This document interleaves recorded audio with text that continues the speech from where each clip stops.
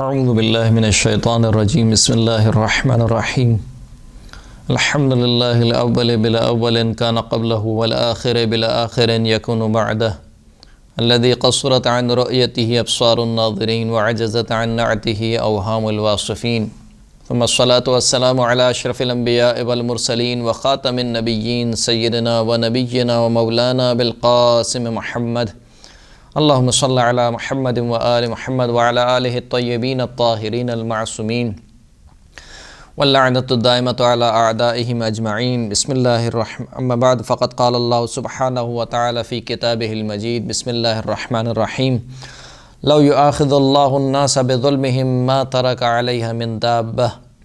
ولكن يؤخرهم إلى أجل مسمى فإذا جاء أجلهم لا يستأخرون ساعة ولا يستقدمون۔ محترم سامعین کرام، ہماری گفتگو عدل الہی کے بارے میں تھی۔ ایک سوال یہ کیا جاتا ہے کہ اگر خداوند کریم عادل ہے تو پھر کیوں وہ ظلم ہوتا ہوا دیکھ رہا ہے، مظلوم کی مدد نہیں کرتا، ظالم کو روکتا نہیں ہے؟ خداوند کریم سورہ مبارکہ نحل کی 61ویں آیت میں ارشاد فرماتا ہے کہ لو یؤاخذ اللہ الناس بظلمہم، اگر خداوند کریم لوگوں کو ان کے ظلم کی وجہ سے ان کی گرفت کرنا چاہے، ان کو پکڑنا چاہے، ما ترک علیہ من دابہ، تو اس روئے زمین پر کسی چوپائے کو نہیں چھوڑے گا، کسی جاندار کو نہیں چھوڑے گا۔ ولیکن یؤخرہم الی اجل مسمی، لیکن خداوند کریم ان کو مہلت دیتا ہے ایک مقررہ وقت تک۔ جب وہ مہلت آ جائے، جب وہ وقت آ جائے، مقررہ وقت آ جائے، فَإِذَا جَاءَ أَجَلُهُمْ، جب ان کی اجل، ان کا مقررہ وقت آ جاتا ہے تو لا يستأخرون ساعة ولا يستقدمون، تو جب وہ وقت آ جائے گا تو ایک لمحے کے لیے بھی نہ اس کو پیچھے دھکیل سکتے ہیں اور نہ ایک لمحے کے لیے اس کو آگے لا سکتے ہیں۔ تو خداوند کریم نے جو انسان کو اس دنیا میں بھیجا ہے، انسان کو پہلے تو یہ سمجھنا چاہیے کہ یہ جو دنیا ہے یہ دار ابتلا ہے، انسان کا امتحان ہے۔ امتحان ہے کا کیا مطلب ہے؟ خداوند کریم انسان کو آزمانا چاہتا ہے کہ یہ میرا شکر گزار بندہ ہے یا میرا بندہ نہیں ہے، میری بندگی کرنے والا ہے یا میری بندگی کرنے والا نہیں ہے۔ اور دوسری جانب سے انسان کو اللہ نے معصوم بھی خلق نہیں کیا، یعنی ایسا نہیں کہ ہر انسان جو اس دنیا میں آ رہا ہے وہ معصوم ہے، معصوم عن الخطا، جس سے کوئی خطا نہ ہو، جس سے کوئی گناہ نہ ہو۔ جب معصوم نہیں ہے تو اس کا مطلب ہے کہ غلطی تو ہوگی، یعنی گناہ تو ہوگا۔ اب یا تو خداوند کریم یہ کرے کہ جس سے بھی مثال کے طور پر گناہ سرزد ہو، فوراً سے اس کا مواخذہ ہو جائے اسی وقت ہی۔ اگر اس طریقے سے ہونے لگا تو پوری کی پوری دنیا برباد ہو جائے گی، معاشرہ برباد ہو جائے گا۔ اگر خدا مہلت نہ دے، کیونکہ ہو سکتا ہے کہ اگر خدا اس بندے کو مہلت دیتا تو یہ بعد میں توبہ کر کے مومن بندہ بن جاتا۔ یہ ممکن ہے یا نہیں ہے؟ تو ممکن ہے، اگرچہ کہ اس کا حق نہیں بنتا کہ خداوند کریم اس کو مہلت دے، لیکن پھر بھی خدا کا فضل و کرم ہے۔ اس لیے خداوند کریم کہہ رہا ہے کہ اگر اللہ لوگوں کی گرفت کرنا چاہتا ان کے ظلم کے سبب تو ما ترک علیہ من دابہ، تو اس روئے زمین پر کوئی جاندار باقی نہیں بچتا۔ کیوں باقی نہیں بچتا؟ اگر اسی وقت ایٹ اے ٹائم اس کا مواخذہ ہو جائے تو پھر تو کوئی بھی نہیں بچے گا، سب کے سب غیر معصوم ہیں، کسی نہ کسی سے بہرحال گناہ انجام پا رہا ہے، جانتے ہوئے نہ جانتے ہوئے، دانستہ طور پر نہ دانستہ طور پر، بہرحال گناہ انسان سے سرزد ہو رہا ہے۔ تو اگر اسی ٹائم اس کا مواخذہ ہو جائے، گناہ کے وقت ہی اس کا مواخذہ ہو جائے تو پوری کی پوری انسانیت برباد ہو جائے گی۔ ما ترک علیہ من دابہ،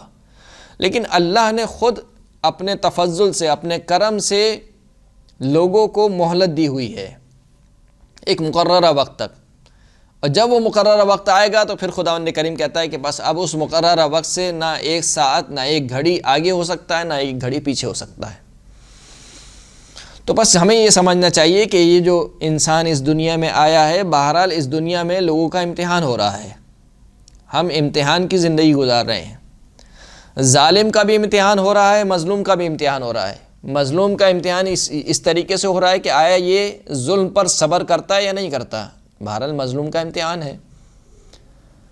اگر مثال کے طور پر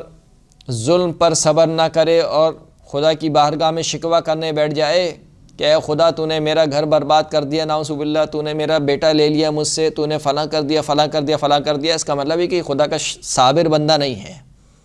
شاکی بندہ ہے۔ تو مظلوم کا بھی امتحان ہو رہا ہے۔ ظالم کا امتحان تو بہرحال ہو ہی رہا ہے کہ جب اللہ نے ظالم کو قدرت دی ہے تو آیا اس قدرت کو صحیح استعمال کر رہا ہے یا غلط استعمال کر رہا ہے، یہ ظالم کا امتحان ہے۔ اگر غلط استعمال کر رہا ہے تو اس کا مطلب ہے کہ ظلم کر رہا ہے، صحیح استعمال کر رہا ہے تو اس کا مطلب ہے کہ جو جہاں پر خدا نے کہا تھا وہاں پر استعمال کرنے کا، وہاں پر استعمال کر رہا ہے۔ تو ظالم اور مظلوم بہرحال دونوں کا امتحان ہے، اور خداوند کریم دونوں کو دیکھ رہا ہے اور دونوں کو ایک وقت مقررہ تک مہلت دی جا رہی ہے۔ یہ دیکھو تمہیں مہلت دی گئی ہے، ظالم کو بھی مہلت دی ہے کہ ہو سکتا ہے کہ بعد میں پشیمان ہو جائے، اپنے فعل سے واپس پلٹ آئے، توبہ کر لے، جس کا حق غصب کیا ہے اس کو واپس کر دے، یا مثال کے طور پر اگر کسی کو قتل کیا ہے نعوذ باللہ تو قصاص دے دے،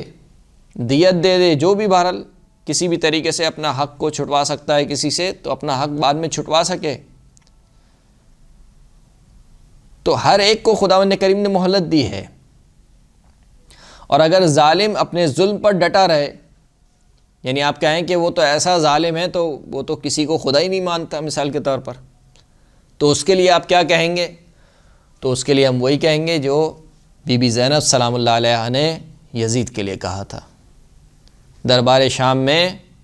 جب یزید نے کہا کہ دیکھا تم نے اللہ نے تمہارے ساتھ کیا کیا،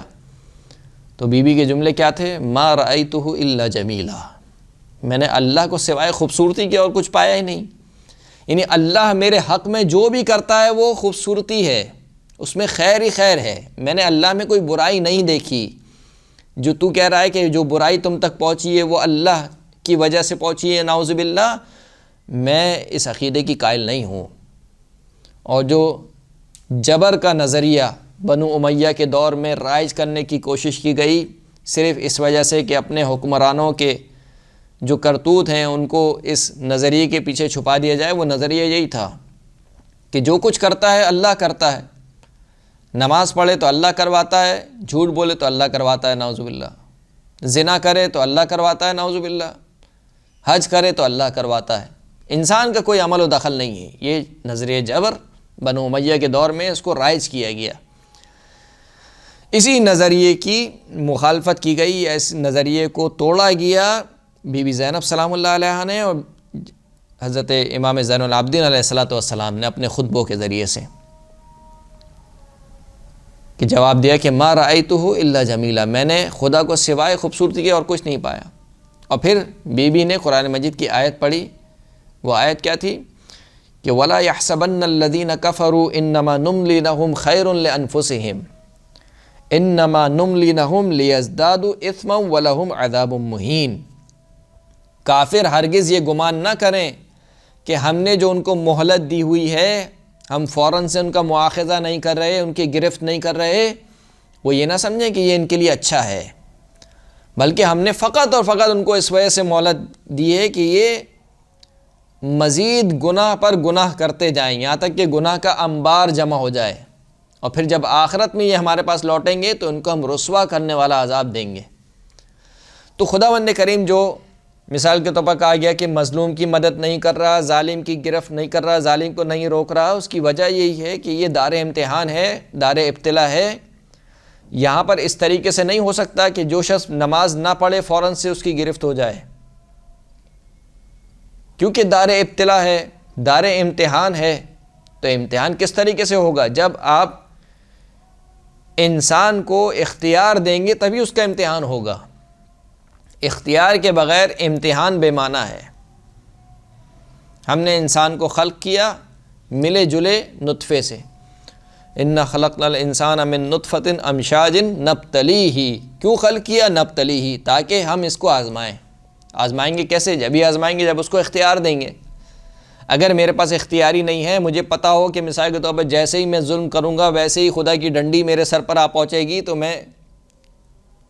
ظلم کروں گا؟ کبھی بھی ظلم نہیں کروں گا۔ تو میرا امتحان ہی اسی وقت ہوگا کہ جب مجھے کچھ اختیار دیا جائے،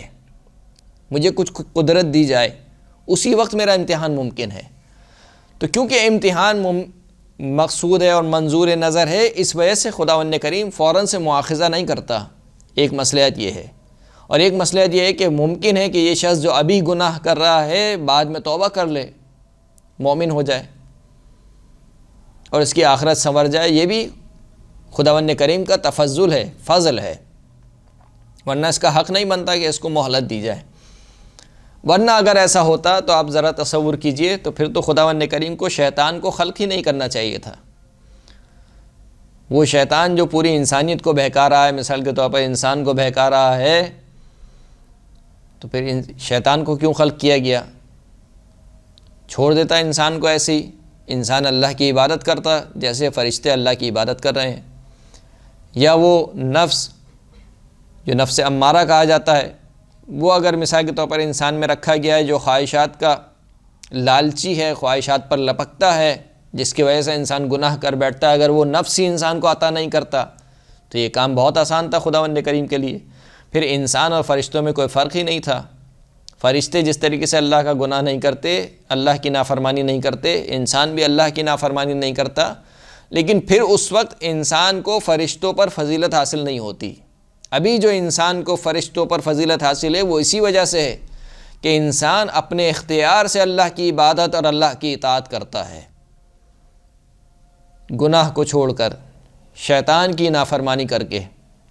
کیونکہ فرشتے ان میں عنصر ہی نہیں ہے نافرمانی کا یا شیطان کے برگلائے جانے کا، لہٰذا وہ اللہ کی عبادت کرتے ہیں، تو ان کی عبادت میں کوئی کمال نہیں ہے، کمال انسان کی عبادت میں ہے۔ تو اگر اس طریقے سے سوچا جائے تو پھر تو نہ شیطان کو خلق کرنا چاہیے تھا، نہ نفس کو خلق کرنا چاہیے تھا، کیونکہ امتحان مقصود نظر تھا، لہٰذا اللہ نے شیطان کو بھی رکھا، انسان کے نفس کو بھی رکھا، اور اس دنیا کو دار ابتلا قرار دیا۔ یہاں پر اس دنیا میں اللہ نے عذاب دینے میں جلدی نہیں کی، یہاں تک کہ گزشتہ امتوں میں بھی جہاں پر عذاب آئے ہیں وہاں پر اس طریقے سے نہیں ہوا کہ ایک دم سے عذاب آ گیا۔ ان کے انبیاء نے نہ جانے کتنی بار ان کو تنبیہ کیے، دیکھو یہ کام مت کرو ورنہ اللہ کا عذاب تم تک آ جائے گا، لیکن جب وہ قوم نہیں مانی اور اپنے کیے پر ڈٹی رہی، اپنے گناہ پر ڈٹی رہی، تو پھر اس نبی نے دعا کی کہ اے خداوند کریم یہ قوم اب سدھرنے والی نہیں ہے، اب ان پہ عذاب بھیج دے۔ تو ان پہ بھی جو عذاب آیا ہے وہ فوراً سے نہیں آیا ہے، نہ جانے کتنی بار ڈرانے کے بعد، کتنی بار ان کو سمجھانے کے بعد، جب انبیاء مایوس ہو گئے ان کے سدھرنے سے، پھر اس کے بعد عذاب آیا ہے۔